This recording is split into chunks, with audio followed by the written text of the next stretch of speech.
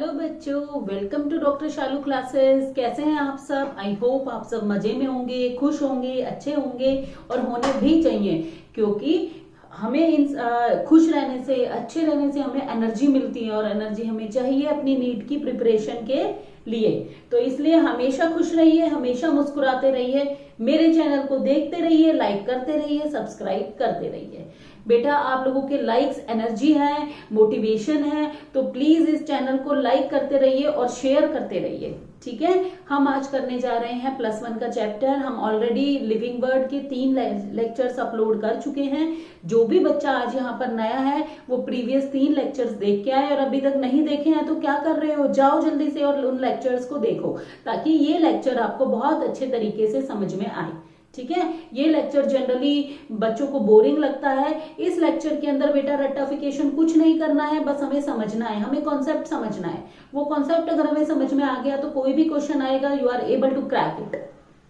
Okay, तो बिना वक्त गवाए हम शुरू करते हैं अपना remaining part of the chapter the living word. आज हम 4th लेक्चर इसका कर रहे हैं और इसके अंदर आज हम करेंगे नोमेनक्लेचर, टेक्सोनॉमिल हायरार्की। तो आज हम इसके अंदर बहुत ही इंटरेस्टिंग चीजें करने वाले हैं। ऑल्दो जो बच्चा यहाँ +2 का अटेंड कर रहा है उसे ये चीजें थोड़ी सी इजी लगेंगी, क्योंकि वो पढ़ चुका है। ऑल्दो +1 वाले बच्चे भी इसको 9th में पढ़ चुके हैं। ठीक है, लेकिन यहाँ हम अपना बेसिक कॉन्सेप्ट क्लियर करेंगे कि क्या होती है, आखिर क्लासिफिकेशन कैसे करते हैं, क्लासिफिकेशन होती क्या है, नोमेनक्लेचर क्या होता है। ठीक है, तो सबसे पहले बेटा नोमेनक्लेचर मतलब नामकरण। कोई भी बेबी जो पैदा होता है तो हम उसका घर पे नामकरण करते हैं ना, नाम देते हैं ना। तो इसी तरीके से अगर प्लांट्स और एनिमल्स है तो उनको भी तो नाम देना पड़ेगा, अदरवाइज केओस हो जाएगा। जैसे पहले साइंटिस्ट ने नाम दिए नहीं थे, बस डिस्कवर किए जा रहे थे। तो लीनियस को तो बहुत बुरा लगा। लीनियस कह रहा है यार तुम करे जा रहे हो, तुम डिस्कवरी करे जा रहे हो और नाम किसी को भी नहीं दे रहे हो,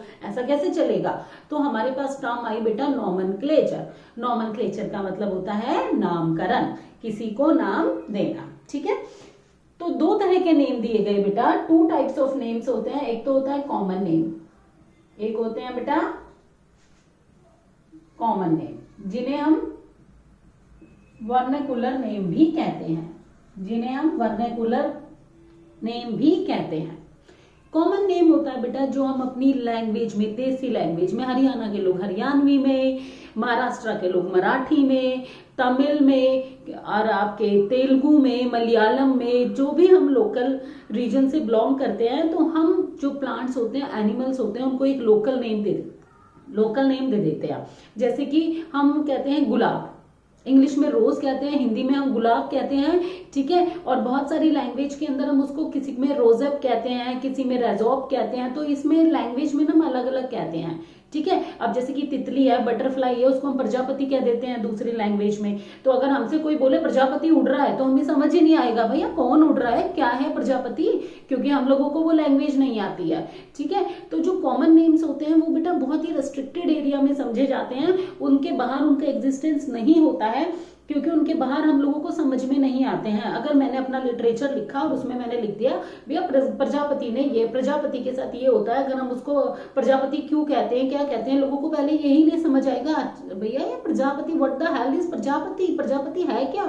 ठीक है, अब प्याज है, प्याज को कांदा भी कहते हैं। ठीक है, अब प्याज को अलग अलग लैंग्वेजेस में बहुत सारी चीजें कहते हैं, लेकिन हम लोगों को सिर्फ वही लैंग्वेज, अपनी ही लैंग्वेज में जो हम नाम बोलते हैं वो समझ में आता है, और दूसरी लैंग्वेज के नाम को हम समझ नहीं पाते हैं। तो सोचो, विद इन इंडिया जब इतना वेरिएशन है तो पूरे वर्ल्ड के लोग इस नाम को कैसे समझेंगे। ठीक है, तो कॉमन नेम्स जो होते हैं बेटा बहुत ही रेस्ट्रिक्टेड नेम्स होते हैं, और अपने लैंग्वेज में, अपने एरिया के अंदर वो नेम दिया जाता है।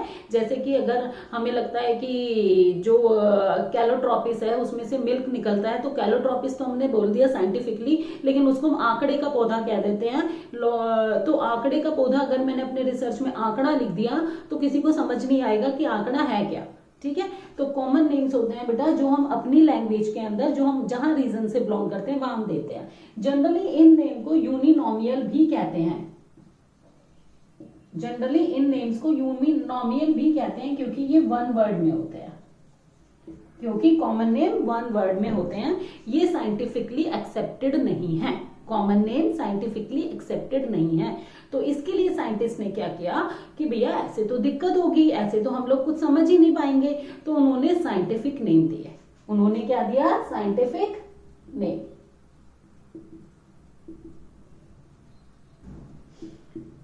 ये जो साइंटिफिक नेम है ये वर्ल्ड वाइड एक्सेप्टेड है, क्योंकि किसी भी चीज का एक सिंगल ही नाम होता है, किसी भी चीज का एक सिंगल ही नाम होता है। तो ये जो साइंटिफिक नेम है ये वर्ल्ड वाइड एक्सेप्टेड नेम है, इनको एक्सेप्ट किया गया है वर्ल्ड वाइड पूरे जगह पर। अब जैसे कि हमने बोला सोलेनम ट्यूबरोसम, पोटैटो को हमने बोला सोलेनम ट्यूबरोसम।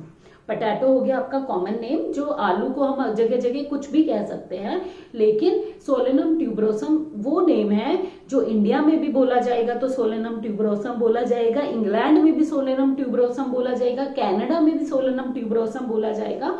तो जो भी साइंटिफिक कम्युनिटी है वो समझ जाएगी कि हम लोग पोटैटो की बात कर रहे हैं। तो साइंटिफिक नेम ऐसे नेम है जो सिर्फ एक ही, अब सोलेनम ट्यूबरोसम किसी दूसरे का नाम नहीं हो सकता है, वो सिंगल नेम है जो कि आलू को दिया गया है, ये नाम किसी दूसरे का होगा ही नहीं। तो जो साइंटिफिक नेम है वो पर्टिकुलर किसी एक ही स्पीसीज को दिए जाते हैं, वो अलग अलग नहीं दिए जाते। तो ये डिस्टिंक्ट एंड डेफिनेट नेम्स होते हैं साइंटिफिक नेम्स। ठीक है बेटा। अब इसी बेसिस पर आया हमारा बायनॉमियल नोमेनक्लेचर। बायनॉमियल नोमेनक्लेचर किसने दिया था बेटा? किसने डेवलप किया था बायनॉमियल नोमेनक्लेचर? लीनियस ने। Very good. किसने डेवलप किया था? लीनियस ने, या कैरोलस लीनियस या सी लीनियस भी आप उसको कह सकते हो। लीनियस ने डेवलप किया था। उसने अपनी एक बुक लिखी फिलॉसफिका बॉटनिका। इस बुक के अंदर इसने डेवलप किए थे बायनॉमियल नोमेनक्लेचर। बाय का मतलब होता है दो, बाय का मतलब होता है दो। ठीक है। लीनियस से पहले किसी ने नामकरण नहीं किया था। इसने क्या किया, अपने एक बुक लिखी फिलॉसफिका बॉटनिका, उसमें रूल्स बनाए कि किस तरीके से हम स्पीसीज को नाम देंगे। ठीक है। इसने इसके अलावा इसने दो बुक और लिखी, species plantarum and Systema nature. ठीक है बेटा। इस बुक में स्पीसीज प्लांटेरम में इसने प्लांट की कुछ स्पीसीज का नामकरण किया, ऑलमोस्ट 5900 है approximate, maybe I am wrong, तो आप चेक कर लेना बेटा। अप्रोक्सीमेट 5900 स्पीसीज का उसने नामकरण प्लांट का किया इस बुक के अंदर। ठीक है। और सिस्टमा नेचर, इस बुक के अंदर उसने एनिमल की लगभग 4326 स्पीसीज का नामकरण किया। इससे पहले नाम ही नहीं दिए गए थे प्लांट्स और एनिमल्स को, इससे पहले नाम ही नहीं दिए गए थे। बेटा जो मैं आपको बुक्स बता रही हूँ, जो साइंटिस्ट का नाम बता रही हूँ, इस चैप्टर में से वो नाम्स को अच्छे से याद रखना। लेक्चर को रिपीटेड मैनर में सुनो, आपको वो नाम अपने आप याद हो जाएंगे। रटो मत किसी भी चीज को। जितना आप किसी भी चीज को बार बार पढ़ोगे, बुक्स को बार बार पढ़ोगे, चैप्टर को बार बार रीड करोगे, आप लेक्चर्स को बार बार सुनोगे, ऑटोमेटिकली आपके माइंड के अंदर जाएंगे और आपको याद हो जाएंगे। तो रट्टाफिकेशन करने की कोई जरूरत नहीं है। ज्यादा से ज्यादा आप उनको लिख के देख सकते हो, ज्यादा से ज्यादा आप उनको लिख के देख सकते हो, but don't cram the things. Cramming should not be your cup of tea. तो क्रैम तो आपको करना ही नहीं है किसी भी चीज को। बायोलॉजी को, नेचर को देखते हुए बड़े इंटरेस्टिंग वे में पढ़ना है, क्योंकि बायोलॉजी बहुत ही इंटरेस्टिंग सब्जेक्ट है। ठीक है। तो आगे चलें बच्चों, बायनॉमियल नोमेनक्लेचर। अब हम आगे करते हैं, अब इसके रूल्स के बारे में पढ़ते हैं। एक्चुअली ये होता क्या है, इसके रूल्स क्या होते हैं बायनॉमियल नोमेनक्लेचर के।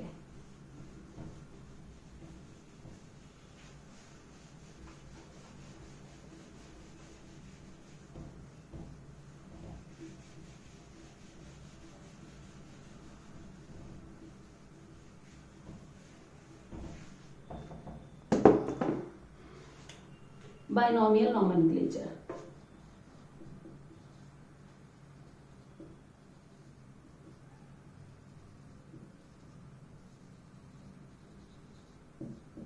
बायनॉमियल नोमेनक्लेचर जैसे कि बेटा नाम से क्लियर है, बाय का मतलब होता है दो। हर एक ऑर्गेनिज्म के दो नाम दिए जाते हैं। जो फर्स्ट नेम होता है उसको जेनरिक कहते हैं, या फिर उसको हम जीनस भी कह सकते हैं। क्या कह सकते हैं? जीनस। ये जनरली एक नाउन की तरह काम करता है। किसकी तरह काम करता है बेटा? नाउन की तरह। ठीक है।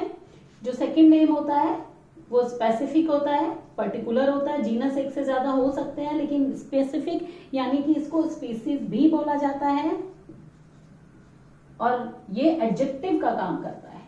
किसका काम करता है बेटा? एडजेक्टिव का।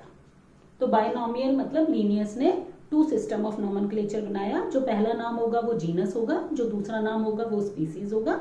जीनस एक नाउन की तरह काम करता है और स्पीसीज एक एडजेक्टिव की तरह काम करती है। ठीक है बेटा। पहले first we write genus, then species. पहले हमें जीनस लिखना है और दूसरे नंबर पे हमें क्या लिखना है बेटा? दूसरे नंबर पे हमें लिखना है स्पीसीज। ठीक है। जीनस का जो फर्स्ट लेटर होगा वो कैपिटल से शुरू होगा। जीनस का जो फर्स्ट लेटर होगा वो किससे शुरू होगा? कैपिटल से। और स्पीसीज का जो फर्स्ट लेटर होगा वो स्मॉल से शुरू होगा।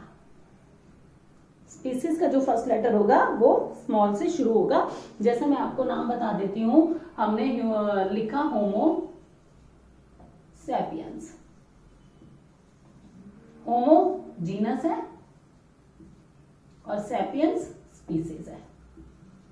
तो जीनस का जो फर्स्ट लेटर है वो कैपिटल है, स्पीसीज का जो फर्स्ट लेटर है वो स्मॉल है।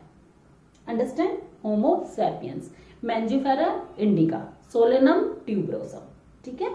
नेक्स्ट, अगर ये नेम प्रिंटेड फॉर्म में है, प्रिंटेड फॉर्म आपके बुक में लिखे हुए हैं, किसी भी प्रिंटेड मीडिया पर लिखे हुए हैं, तो they should be in italics. If they are in printed form, अगर ये प्रिंटेड फॉर्म में है, रूल्स बेटा ध्यान से करना, अगर ये प्रिंटेड फॉर्म में है तो उनको हम इटैलिक्स में लिखेंगे। ठीक है। और अगर ये हैंड रिटन है